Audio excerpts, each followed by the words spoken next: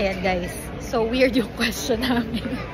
Kasi wala kaming dinaan ng immigration. So tinanong ko muna dun sa information na yan, dun sa mga lalaki dyan, kung wala ba talaga kaming dadaan ng immigration. Kasi ang sinasabi nga nila mahirap daw, blah blah blah. Wala, we're good to go. So pasok na tayo ng Chicago.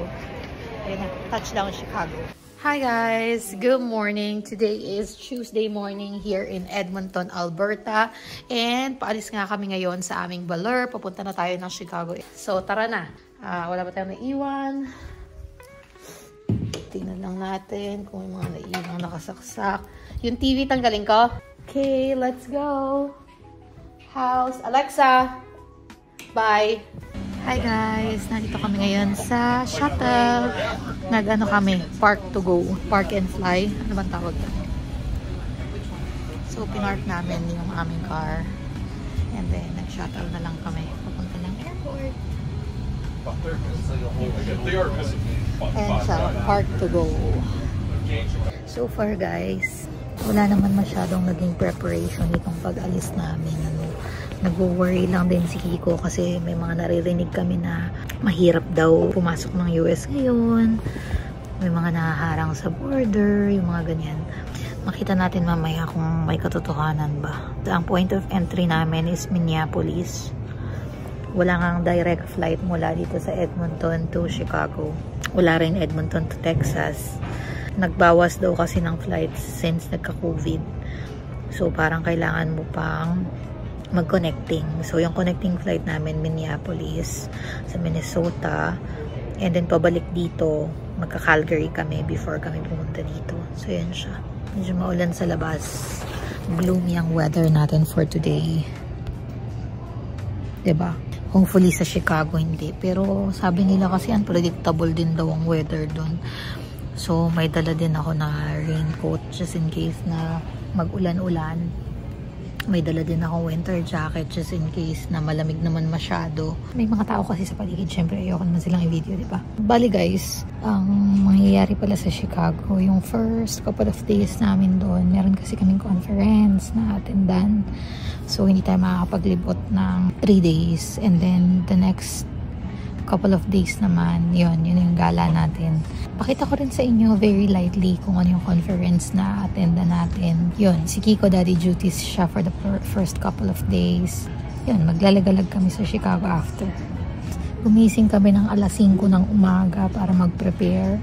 And then, alas 6, umalis kami. Kino-consider namin na mag-taxi na lang papunta dito sa airport. Kaso kasi wala silang child seat. Meron ako nakita na isa na may service sila na may car seat para sa bata. Kaso ang mahal. Parang sa $80 US. Diba? Bongga. Ka-USD sila.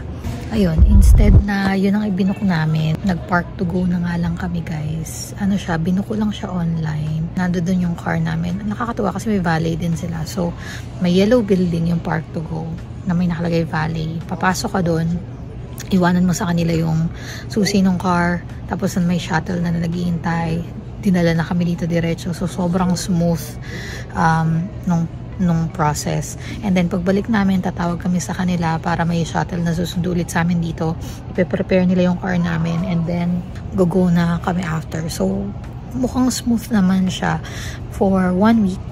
Parang, kung ikaw ang magpa-park, nasa $60 yata.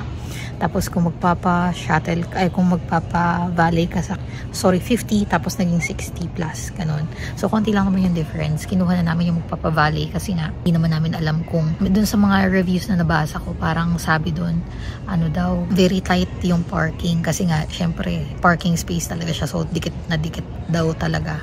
Yun yung number 1. Number 2 is, hindi namin alam, baka mamaya maglalakad pa kami ng malayo, papunta dun sa shuttle area.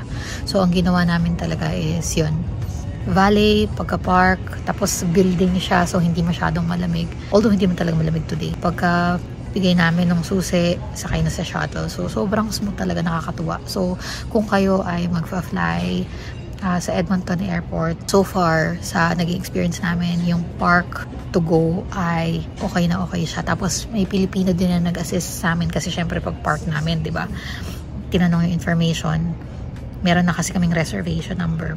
So yun, kinuha lang yung reservation number and then binigyan na kami ng ticket. So yung ticket na yun, pabalik namin, yun yung number na sasabihin namin na nandito na kami, i-ready nyo na yung car, padala na kayo ng shuttle sa Edmonton Airport. Yan.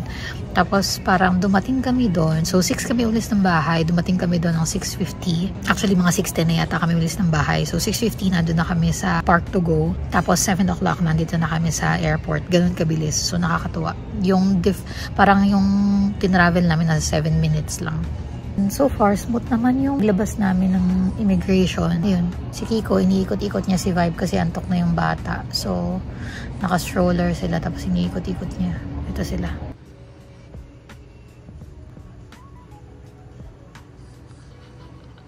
Iniikot niya si Vibe kasi nantok. Dito na tayo sa airplane. Naka-board na tayo. Boarding! Hi, Daddy! Ready na tayo. Ang bait nung mag-assist sa amin kasi binakante niya yung gitna namin. So, naging 3 yung seats namin imbes na 2. Perfect! Perfecto! Yan. Hi!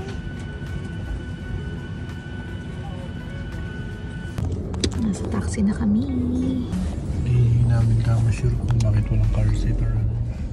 Okay, wala talaga. Hindi wala. Pag-taxi, hindi talaga. Oh, sinerch ko. Kasi nga, mabubuksan na ako ng meron. Okay. Pag naman daw taxi. Pero syempre, recommended pa rin na meron. Kung may dala tayo. Mas maganda daw na magdala. Yung problema, hindi naman tayo nagdala sa aeroplano.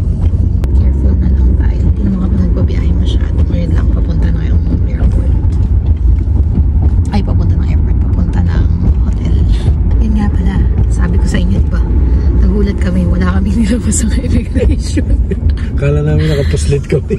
Oo, sabi ko, naku, baka hindi tayo makalabas kasi wala tayong dinaan ng immigration palabas dito. Baka hindi tayo makauwi ng ano ba. Eh, sabi naman sa amin sa information, okay naman daw. Sige na, okay na. So, nandito na nga tayo ngayon sa Chicago. Ayan, makikita nyo naman ang ganda ng ating view. Ayan. So, tinry namin lumabas guys, pero medyo malamig pa nga. At hindi nga kalapitan dito ang mga restaurant. So, meron naman siguro. Pero malamig talaga. Ikawawa naman si Vibe. Tapos pagod na rin kami. So, DoorDash is the key. Kain lang tayo. Hirap mag-travel na may bata, ano? Pero masaya naman. Sakit sa katawan. Lalo yung kalikutan itong bata na to. First couple of days namin dito. Dito kami. Sa mismong place ng conference. Tapos, later, lipat kami. Guys, nagtataka kami talaga, no? Pangatlong beses ko lang inulit. Nakakaloka. Kasi sabi, di ba mahirap daw? Wala. Hindi nga kami nagdaan ng immigration. Sa Canada. Sa Canada, palabas. Pero pagpasok dito, di may connecting sa Minneapolis. So, dumiretso lang kami sa connecting sa Minneapolis. Tapos, nung paglabas namin dito, wala na, diretso na. Kuha lang ng maleta. Si ate kasi Pilipina yung receptionist, no? Sama sa baba. Ngayon lang ba? Oo. Nakita niya na may dala akong pagkain. Sabi niya. Kuya, try nyo rin po yung ano, yung Filipino restaurant dito. May DoorDash din daw. Oh, sabi ko, sige, anong pangalan? Sabi niya, Subo po. Sabi ko, Subo? Opo, Subo po. Itatry natin yung si Subo. Sarap daw. Masarap daw. Catchy pa nga yun, no? Subo po. Sige na guys. Update namin kayo sa mga susunod na araw. Pero, to summarize the trip, number 1, hindi naman kami nahirapan sa paglabas. Number 2, very recommended ang Park to Go.